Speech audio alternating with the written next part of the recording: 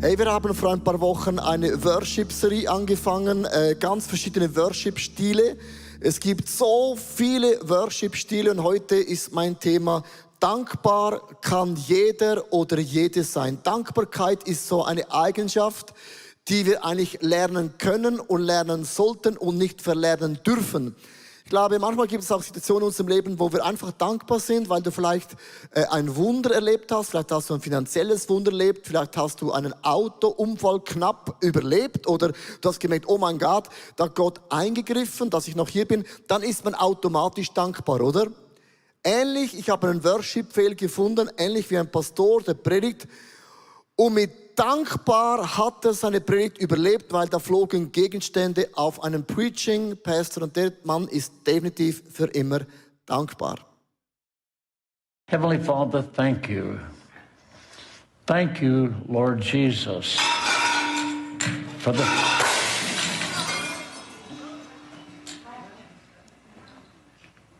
Oh God, because joy has come into the world. Amen. Ja, der hat's überlebt oder ist wieder aufgewacht, während er gesprochen hat. Es gibt Menschen, die können predigen, denkst du, der schläft bald ein. Ich glaube, das hat ihm gut getan. Also Dankbarkeit ist etwas, was man lernen kann. Ist es nicht so, ich lerne Englisch im Moment, jede Woche lerne ich lerne Englisch, das gibt es ja Ausnahmen und Regeln. Und ich glaube, Dankbarkeit ist auch etwas, das kann man lernen, effektiv. Und man muss auch dankbar bleiben. Dankbar bleiben bedeutet, für das muss man kämpfen. Und ich sage dir warum. Weil je länger dass du lebst, desto mehr wirst du Enttäuschungen erleben. Enttäuschungen hat nichts mit Menschen zu tun. Man wurde getäuscht in der Erwartung, die du hast. Und je mehr Erwartungen du hast, desto mehr wird man enttäuscht werden und desto undankbarer kann man werden. Darum kämpf für deine Dankbarkeit und lerne auch dankbar zu sein. Das ist ein Worship-Stil in der Bibel, der heißt Hawal oder Halal, Hawal. Und ich habe es aufgeschrieben, Halal ist so ein ganz emotioneller Worship-Stil. Das heißt, ich rühme Gott, ich preise, ich jauchze, laut, rufe, schreie, stampfe. David lief mit der Unterhose vor der Bundeslade her und die Frau hat sich geschämt, das ist der Hawal. Man ist ungewöhnlich reagiert, man tanzt, man hat echte, tiefe Dankbarkeit. Merkst du, also, wenn man über Hawal spricht, sprechen wir von einem Worship-Stil, der ist dermaßen emotionell. Wer von euch Schweizer liebt das? Jawohl, ich habe es genau gewusst. Nee, das ist einfach nur eine Art, by the way. Ich weiß, mir fällt das einfach, ich bin ein emotioneller Mensch. Und andere, die ein bisschen mehr introvertiert sind, sagen, okay, ich akzeptiere das, respektiere das, ist kein Thema. Darum, Worship hat so viele verschiedene Facetten. Aber Hawal ist mega emotionell. Nehmt euch mit in 3 Gründe, warum wir emotionell und begeisternd, lautstark unserem Gott Danke sagen können und werden. Erstens, wir danken Gott für wer er ist. Ich danke meinem Gott für wer er ist. Und es gibt ein Bild, das ist das Bild vom Boot und ich werde da mal einsteigen. Und dieses Bild vom Boot ist eigentlich ein jüdisches Bild, wie Juden, Frauen und Männer Gott anbeten. Also ich rudere mal so.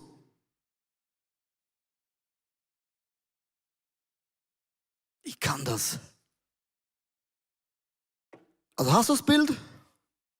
Hast du einen Link zur Dankbarkeit? Nein, habe ich noch nichts gesagt. Dieses Bild vom Boot ist ein jüdisches Denken, wie man dankbar sein kann. Der Link ist folgendes, dass Gott sagt zum Volk Gottes, 3-mal im Jahr müsst ihr an die Fester kommen. 3-mal im Jahr.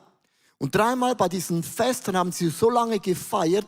In jedem jüdischen Fest geht es darum, vergiss nicht, wer ist dein Ursprung.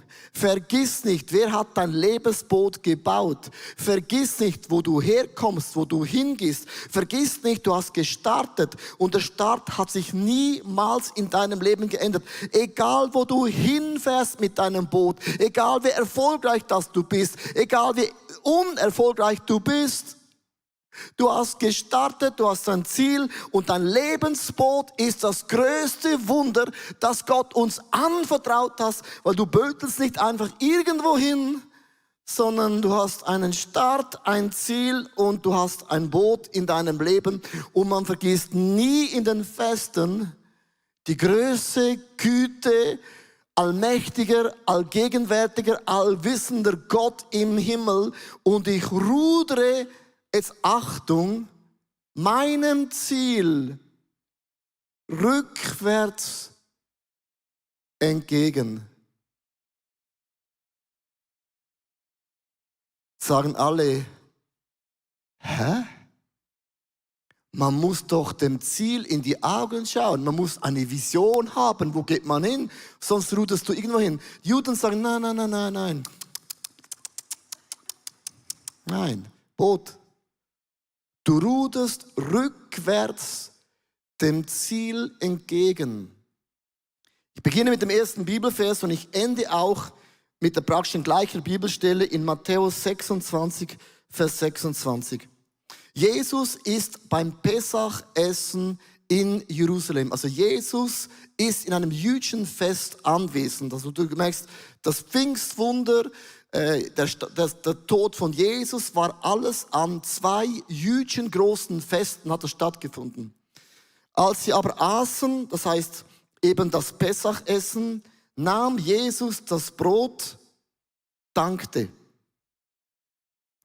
Jesus dankte am Pesachessen, dass der Gott, der allmächtige Schöpfergott vom ganzen Universum, ohne ihn ist niemand hier an diesem Tisch. Alleine der Fakt ist schon Worship, Dank, genügend. Er nahm es, gab es den Jüngern und sagt, nehmt und esst, das ist mein Leib. Jesus sagt mit dem Folgendes, das Danken bedeutet, wir verlieren nie unseren Blick auf die Größe Gottes. Da haben wir gestartet. Und all unsere Probleme und all unsere Nöte und all unsere Visionen und all unsere Träume und all unsere Berufungen und all unsere Firmen drehen wir den Rücken zu, weil wir vertrauen, dass der Ursprung kennt auch das Ziel. Glauben heißt, ich vertraue, obwohl ich es nicht anschaue, dass ich die richtige Richtung eingeschlagen habe. So, was ist dein Bild in deinem Leben? Das ist ganz konkret, du hast eine Familie, hast eine Firma, Corona stellt alles auf den Kopf, du hast vielleicht alles investiert, du hast geglaubt, all in gegangen, jetzt bist du hier, hörst die Predigt und denkst, ja Leo, schön, Boot, einfach, du bist ja hier. Was für ein Bild hast du von deinem Start? Alle 3 jüdischen Festen sagen Pfingstfest, der Heilige Geist war immer im Alten Testament mit uns, wird es auch immer sein. Pesachmahl bedeutet, Gott hat uns von Ägypten befreit, wir sind nicht mehr Sklaven der Sünden, der Süchte. Und auch das jüdische Jahresfest bedeutete, Gott macht alles wieder neu. So mein Bild, das ich habe, in meinem Leben ist, ich bin ein Schaf. Das ist für mich das einfachste Bild. Und mein Gott ist ein Hirte. Und jetzt diese Woche war ich in Frankreich und irgendwo im Nirgendwo auf einem dieser Bergen von der Tour de France kommt uns eine 1400 Schafsherde entgegen. Und ich mittendrin. Und dann haben wir noch gefilmt. Aber das ist mein Bild von meinem Gott im Himmel. Ich bin in dieser Schafherde integriert.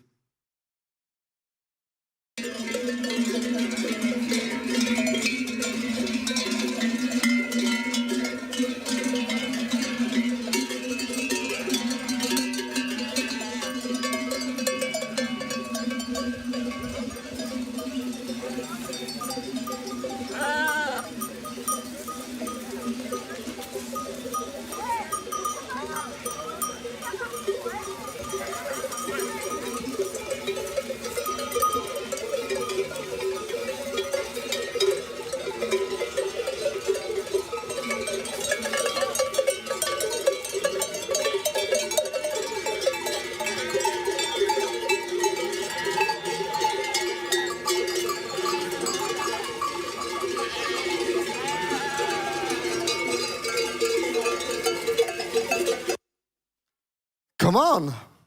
Habt ihr gesehen, die Zürich-Nummer? Und oben ohne. Macht man nicht, ich weiß. Das ist mein Bild, das ich habe. Mein Bild, liebe Frauen und Männer, ist, ich bin ein Schaf. Und mein Gott ist mein Hirte.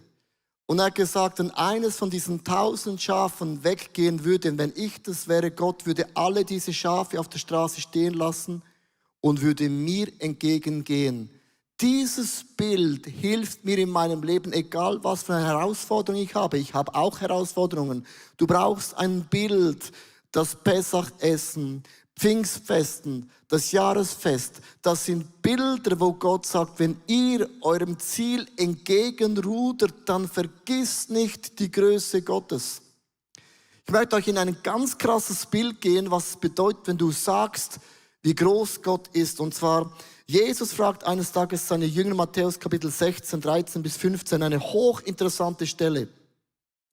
Und in diesem Text gibt es 2 Aussagen, die sind extrem tief. Da kam Jesus in die Gegend von Caesarea Philippi und fragte seine Jünger und sprach, wer sagen die Leute, dass der Menschensohn sei? Sie sprachen, einige sagen, du seist Johannes der Täufer, andere, du seiest Elia, wieder andere, du seiest Jeremia oder einer der Propheten. Er sprach zu ihnen, was sagt denn ihr, dass ich sei? Wer bin ich für euch? Wer bin ich für euch? Also wenn Jesus mir die Frage stellt und dir sagt, wer bin ich dann für dich? Und jetzt achte, Petrus war immer der Erste, Matthäus 16, 16. Da antwortete Simon Petrus und sprach, du bist Christus, der Sohn des lebendigen Gottes. Wenn du anerkennst, wer Gott ist, wenn du anerkennst, wer dein Ursprung ist, wie Gott ist, dann lässt Gott dich erkennen, wer du wirklich bist. Achte, Petrus sagt, Vers 16, du bist der Sohn des lebendigen Gottes. Das bist du für mich. Nahtlos, sagt Jesus im Vers 18 und 19. Und ich sage dir, Petrus.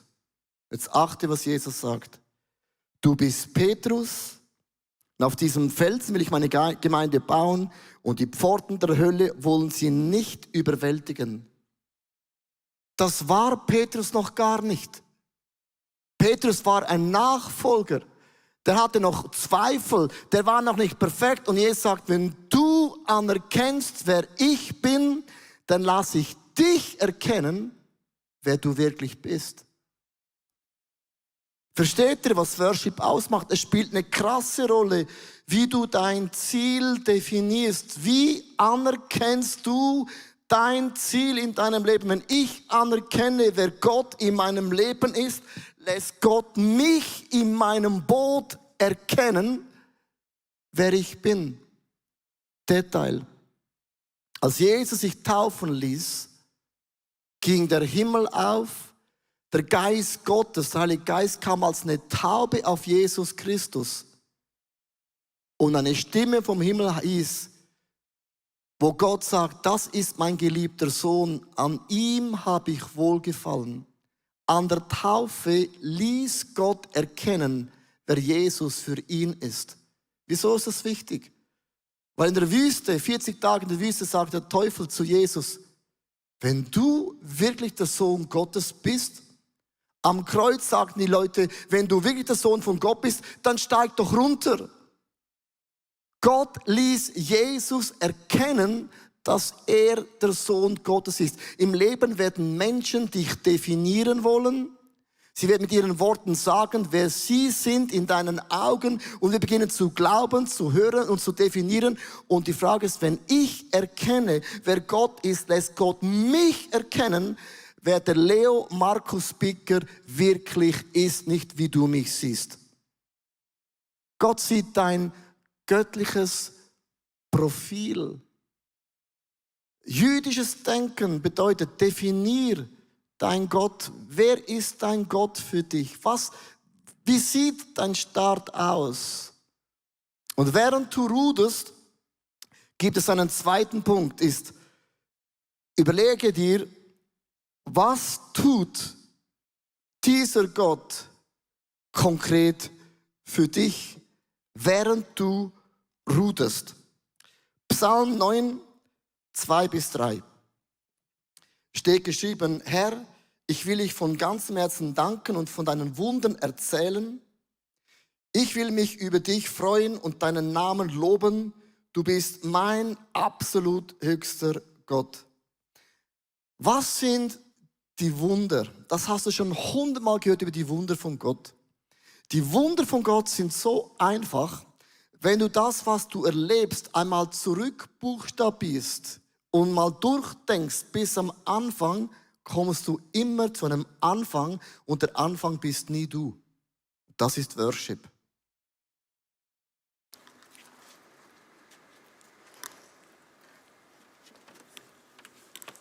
So, ich erzähle euch heute eine Geschichte von Markus und dem Brot. Markus ging in den Supermarkt und kaufte ein Brot. Er sagte der Verkäuferin, vielen Dank für das Brot. Und die sagte, oh, nein, danke nicht mir. Ich habe das Brot hier nur aufbewahrt, dass du es kaufen kannst. Du musst dem Danke sagen, der es gebacken hat. Markus ging also zum Bäcker. Er ging zum Bäcker und sagte, vielen Dank, Bäcker, für das Brot.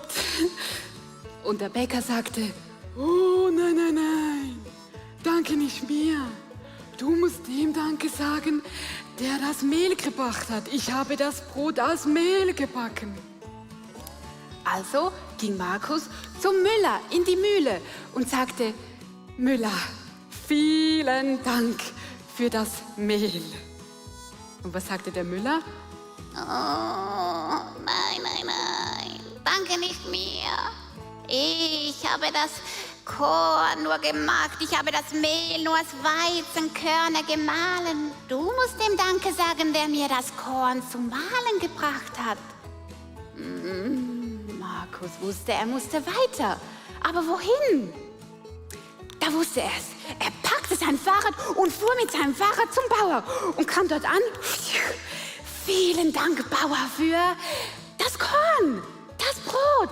Vielen Dank. Und was sagte der Bauer? Oh, danke nicht mir. Ich habe das Korn nur ausgesät und geerntet. Das Korn braucht mehr, damit es wachsen kann. Du musst dem Danke sagen. Ja, und jetzt, Kinder? Was brauchen denn die Samenkörner, damit sie wachsen? Wisst ihr das? Wasser. Erde und Wasser? Sonne. Das war's. Jetzt wusste es Markus. Und er stand auf und sagte, danke für die Erde. Danke für die Sonne. Und danke für den Regen. Aber wisst ihr, was die sagten? Dank nicht uns. Du musst dem Danke sagen, der uns gemacht hat. Ja, und wer hat denn die gemacht? Wisst ihr das? Gott. Zweimal Gott, da muss es stimmen. Und jetzt hat es auch Markus gecheckt. Der Markus ist aufgestanden und gesagt, danke Gott. Stimmt. Und er hat nicht nur Danke gesagt, er hat gebetet und gesagt, danke Gott. Danke Gott für die Erde, für die Sonne, für den Regen. Und danke für den Samen, der wächst. Und danke für den Bauer, dass du ihm hilfst und dem Müller. Und danke, dass der Bäcker so leckere Sachen machen kann. Und danke für die Verkäuferin. Das ist die Liebste auf der ganzen Welt. Und danke für das mega feine Brot. Und so kam Markus ans Ende von einer ganz langen Reise. Coole Geschichte, oder?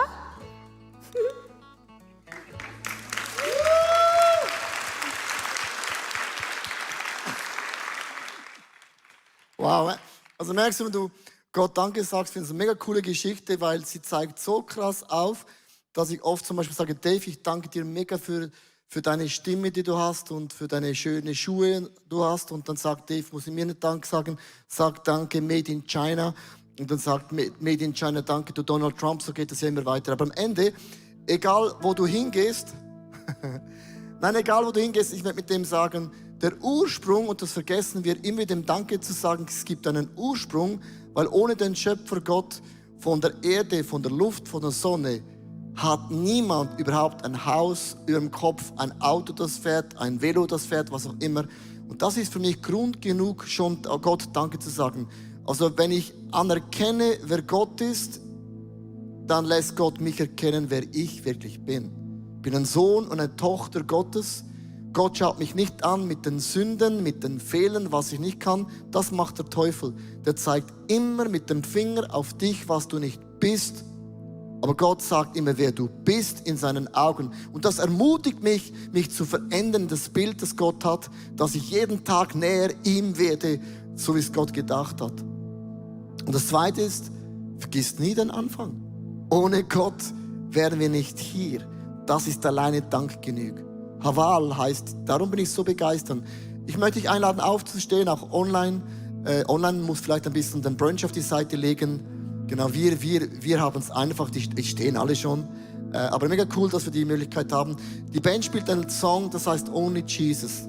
Und ich finde es ein mega cooles Bild, wo du sagst, nur Jesus alleine ist mein Zentrum.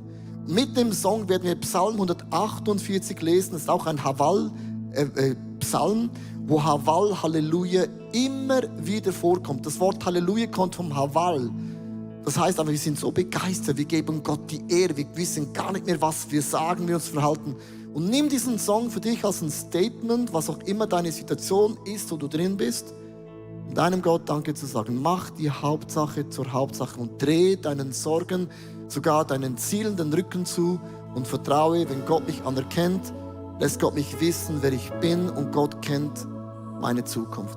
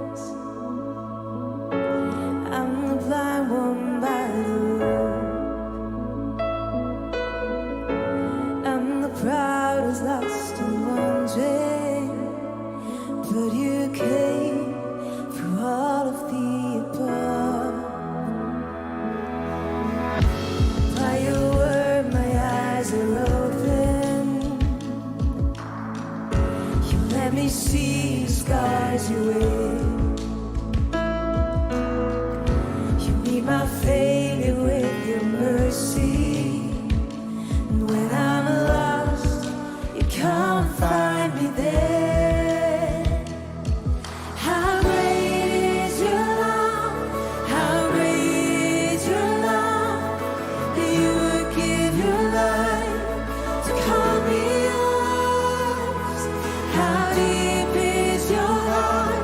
What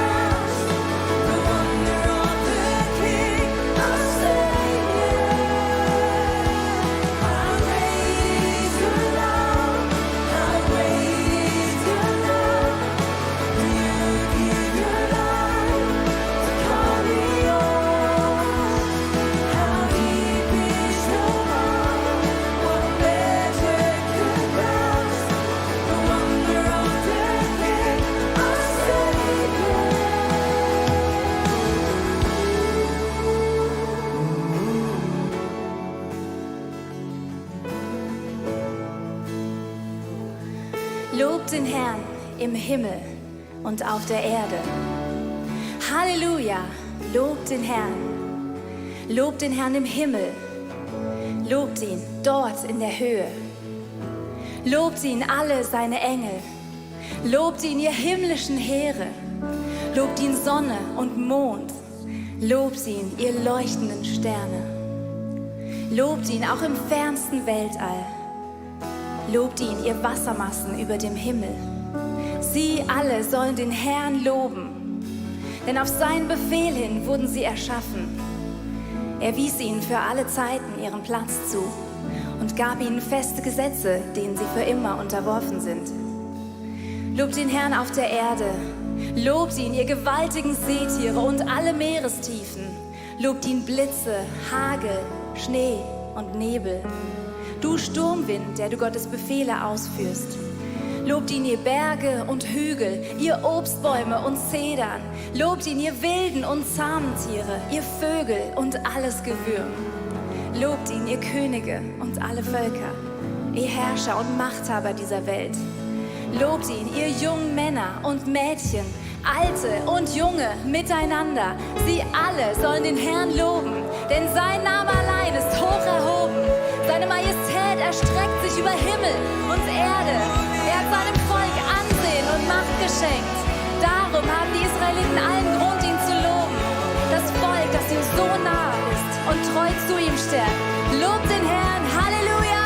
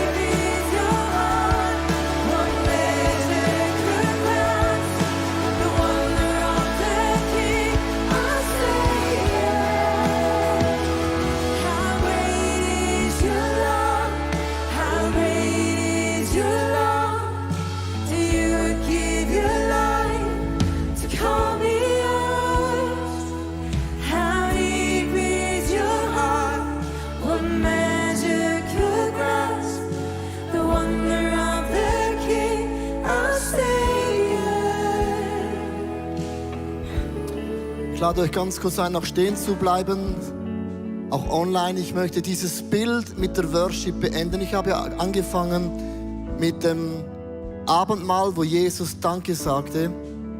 Und es gibt in Matthäus 26, Vers 30 einen hochinteressanten theologischen Approach. Und als den Lobgesang gesungen hatten, das ist Halal, das ist immer so ein Lied, das man da singt.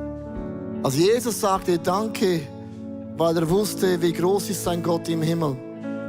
Und dann mit Worship gingen sie hinaus in den Ölberg. Und wenn du die Geschichte kennst, Jesus ging nach diesem letzten Abendmahl an ein Kreuz.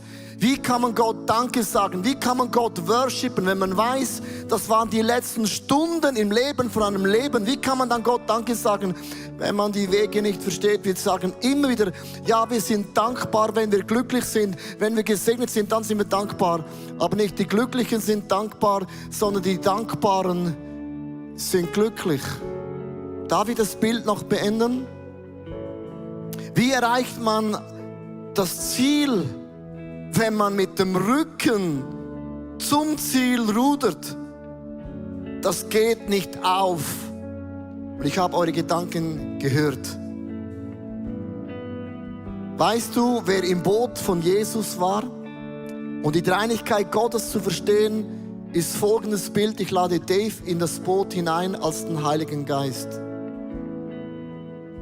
Und jetzt kommt ein mega wichtiges Bild. Jesus ist rückwärts zu seinem Ziel. Er schaut beim Pesach-Essen seinen Gott an und sagt, mein Gott ist größer als alles andere. Aber wie erreicht man rückwärts das Ziel? Für was kam an der Taufe der Heilige Geist auf Jesus? Für eine Dekoration? Und da hören wir oft auf zu denken. Sondern der Job vom Heiligen Geist ist es, er sitzt im Boot drin und hört die Stimme Gottes. Und während du ruderst, rückwärts, nicht zu wissen, nicht zu sehen, wo ist das Ziel. Was macht der Heilige Geist im Boot? Er sagt, ist das jetzt rechts oder links? Rechts, links. Und dann gehst du dahin, versteht ihr? Und du vertraust dem Heiligen Geist, weil er sieht das Ziel. Und ich liebe dieses Bild von Worship, von Danksagen, weil der Geist Gottes saß im Boot von Jesus mit dem Rücken zu allen Challenges, weil er wusste, das ist der Wille Gottes. Und während du jetzt stehst, auch zu Hause, ich möchte die nächsten paar Augenblicke dich einladen, dass du den Heiligen Geist höchstpersönlich einlädst, in dein Boot zu kommen. Sagst du, ich bin schon lange gläubig. Das ist nicht die Frage, sondern es braucht immer wieder eine bewusste Entscheidung. Heiliger Geist, steig in mein Boot. Ich drehe meinen Problemen, ich drehe sogar meinen Wünschen den Rücken zu. Und ein Wort von dir, Geist Gottes, genügt, dass ich mehr nach links gehe, weil du siehst das Ziel. Das ist Glauben und das ist Vertrauen. Lade dich ein, ganz kurz deine Augen zu schließen, auch online und live. Aber nimm dieses Bild, dass du bist im Boot drin, mit dem Rücken zugewandt, nicht zu wissen, wie geht es weiter mit deiner Firma? Was ist nach Corona? Kommt eine neue Welle? Kommt nochmals eine schlimmere Krankheit? Wann werde ich wieder oder was auch immer? Dreh dich diesen Fragen den Rücken zu. Anerkenne, wer ist Gott? So lässt Gott dich erkennen, wer du wirklich bist.